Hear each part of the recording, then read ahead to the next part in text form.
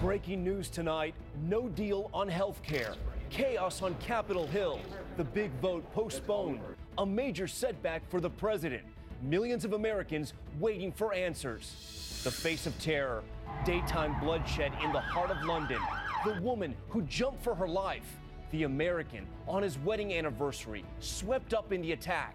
Tonight, new details about the attacker and new suspects. String of assassinations. Another critic of Vladimir Putin, gunned down. Is the Kremlin behind the recent killings? Brian Ross on the chilling price some pay for taking on Putin. The disturbing new allegations. The suspect, an army veteran, in court accused of stalking black victims, killing one of them. Prosecutors now revealing he may have had much bigger plans. And the high school hero, a friend in need in the lunchroom. The moment one student stepped in to save his life. This is ABC World News Tonight with David Muir.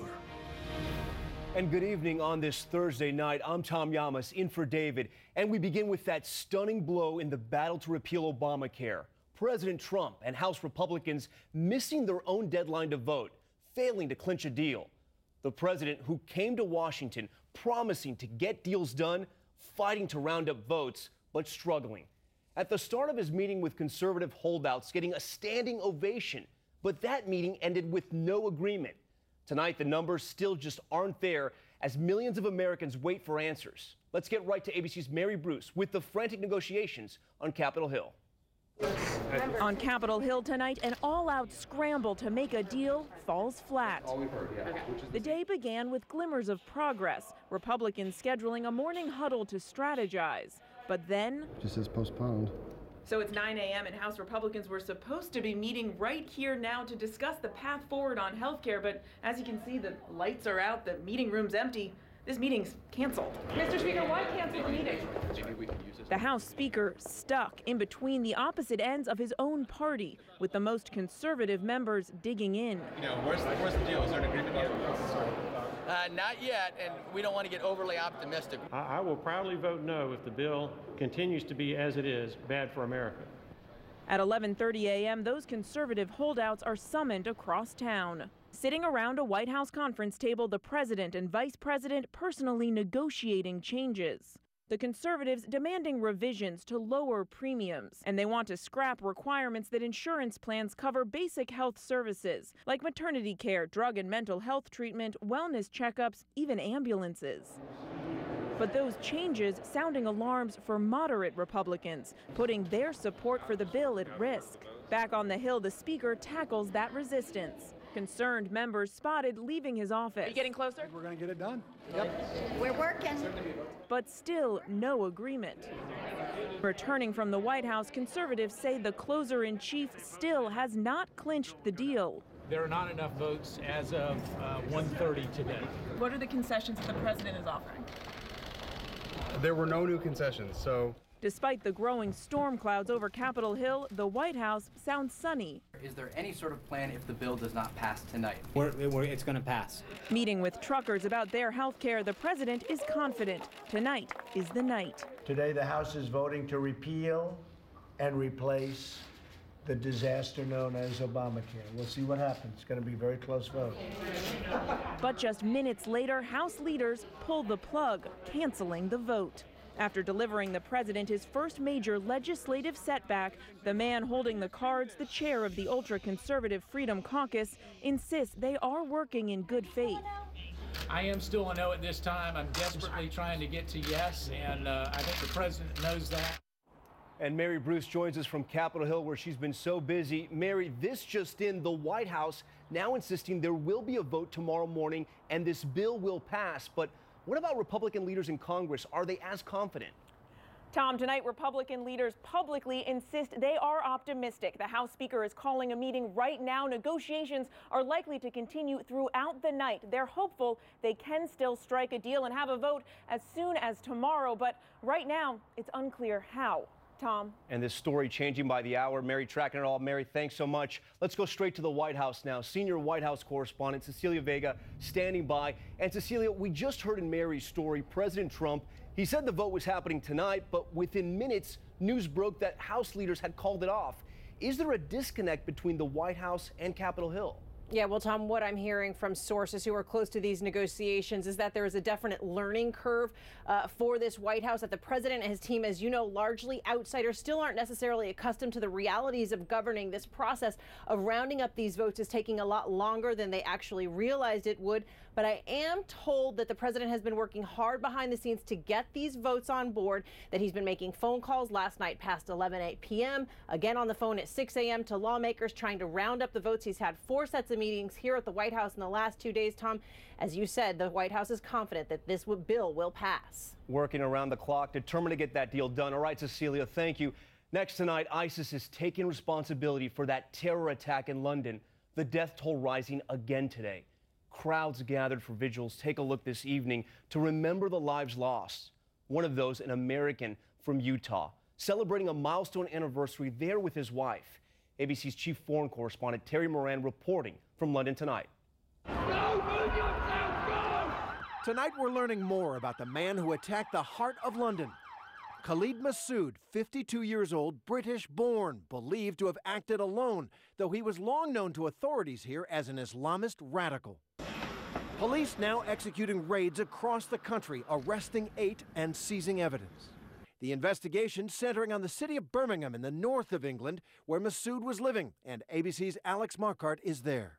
This house is Massoud's last known address. It was raided overnight by police. One of his neighbors identified Massoud from a photo from the attack, saying that he was just a normal family man who liked to take care of his garden, but who left abruptly just after Christmas. Outside Parliament today, where the rampage happened, forensic technicians on their hands and knees, painstakingly searching for evidence.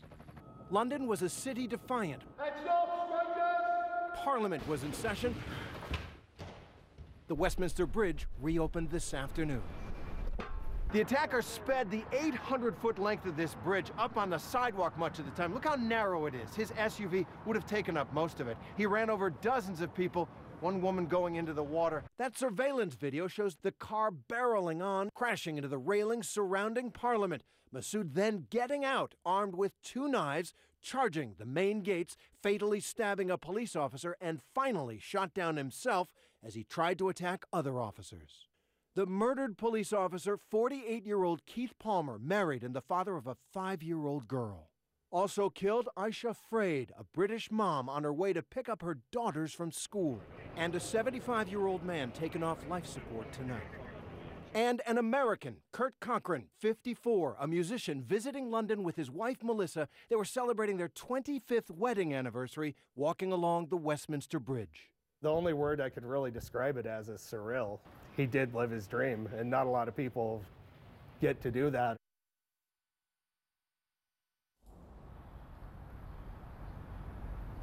And Kurt Cochran's wife, Melissa, surviving and now recovering in a hospital tonight. Terry, ISIS has claimed responsibility for this attack. British authorities still describing him, though, as a lone wolf? That's right, Tom. They say, while ISIS claims him as a soldier of the Islamic State, they say that he acted alone. They are now digging through his long history of radicalization, but they do not believe that he has any associates who might be on the loose preparing a follow-on attack. Tom? Terry Moran from London for us. Terry, thank you. Back here at home now to an apology from a key member of Congress. Representative Devin Nunes, the Republican chairman of the House Intelligence Committee, went public with a new claim that U.S. intelligence intercepted communications with Trump associates. Nunes took that information to the media and then the White House before telling his own committee. ABC's chief White House correspondent Jonathan Karl with the growing backlash. President Trump is dismissing FBI Director James Comey's blunt assessment that there is no evidence to prove his wiretapping allegations. Asked if Comey's assessment takes away from the credibility of his unsubstantiated tweets, the president told Time magazine, "No, I have articles saying it happened. A lot of information has just been learned, and a lot of information may be learned over the next coming period of time. We'll see what happens." Devin Nunes, the Republican chairman of the House Intelligence Committee, who concedes there was no actual wiretapping of Trump Tower, still tried to give the president a little political cover yesterday by saying this. I recently confirmed that on numerous occasions, the intelligence community incidentally collected information about U.S. citizens involved in the Trump transition. Nunes, who is supposed to be leading a bipartisan House investigation into Russian interference into the election, took the extraordinary step of going to the White House yesterday to personally brief the president on information he obtained. He's taken fire for that, including from fellow Republicans. I think it's most appropriate for the committees to work independent of the White House, not next to the White House. In fact, Nunes briefed the White House even before briefing other members of his own committee. Today, he apologized. At the end of the day, it's, sometimes you make the right decision, sometimes you make the wrong one, but you got to stick by the decisions you make. But the top Democrat on the committee questioned whether Nunes is now simply too politically compromised to lead the investigation. We can't have our chair acting as a surrogate for the administration. He has to either have the surrogate role or the chairman role, but he can't do both. And John Carl joining us live now from the White House. And John, tonight, even some Republicans are questioning whether Congressman Nunes is the right man to lead this investigation. Well, Tom, from the beginning, Congressman Nunes faced questions about his independence. He, after all, was on the executive committee of the Trump transition. And now John McCain this morning said that what Nunes' behavior and the behavior of his Democratic counterpart is bizarre and disturbing. McCain wants to see an independent committee set up, a brand new committee that can do this in a truly bipartisan fashion. Jonathan Carl for us. John, thank you. Also tonight, Congress is facing another partisan showdown, this one over the Supreme Court. The Senate's top Democrat, Chuck Schumer, says his party will filibuster the confirmation of nominee Judge Neil Gorsuch because his originalist interpretation of the Constitution is out of step with modern concerns. But Senate Majority Leader Mitch McConnell vowed Judge Gorsuch will be confirmed. Next to Ukraine and the cold-blooded killing of a Russian defector, Ukraine's president calling it an act of state terrorism by Russia. The body of the former member of Russia's parliament laying there on the street in the middle of the day. Just a few months ago, he left Russia with his wife and young son. Now he's the latest Putin foe to meet a violent end. ABC's chief investigative correspondent Brian Ross has the story.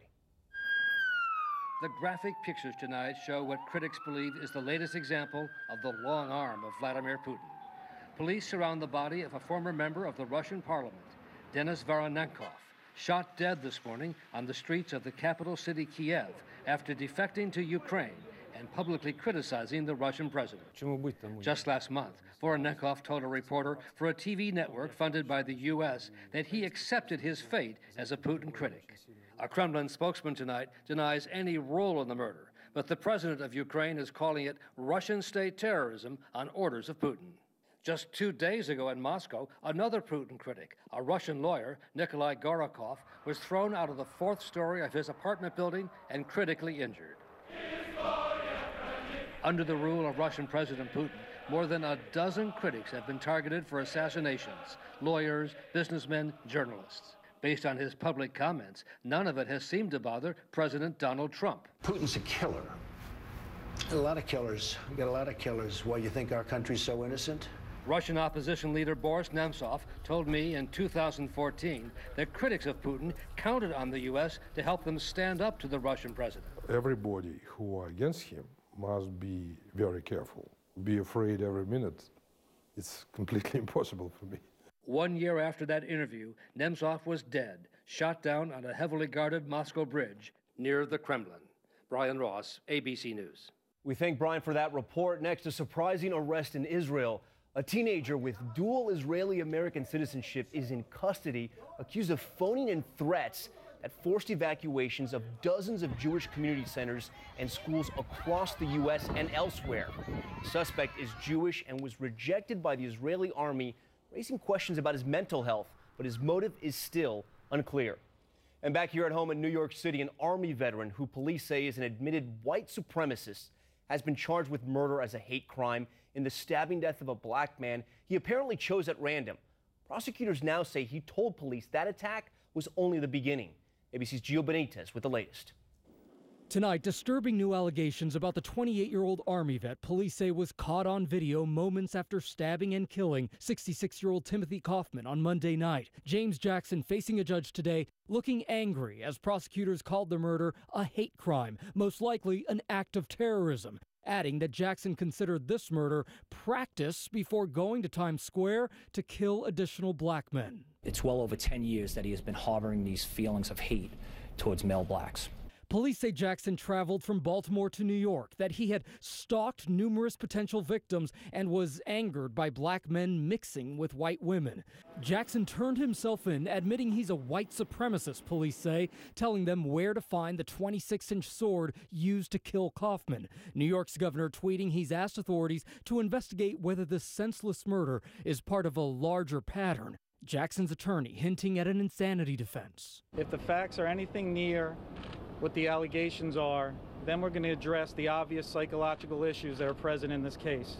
And Tom, tonight Jackson is charged with murder as a hate crime. He's pleaded not guilty, but prosecutors tell us they're expecting to file even more charges. Tom? A disturbing and bizarre case. All right, Gio, thanks so much. There's still much more ahead on World News Tonight this Thursday. They disrupt dinner, they drive us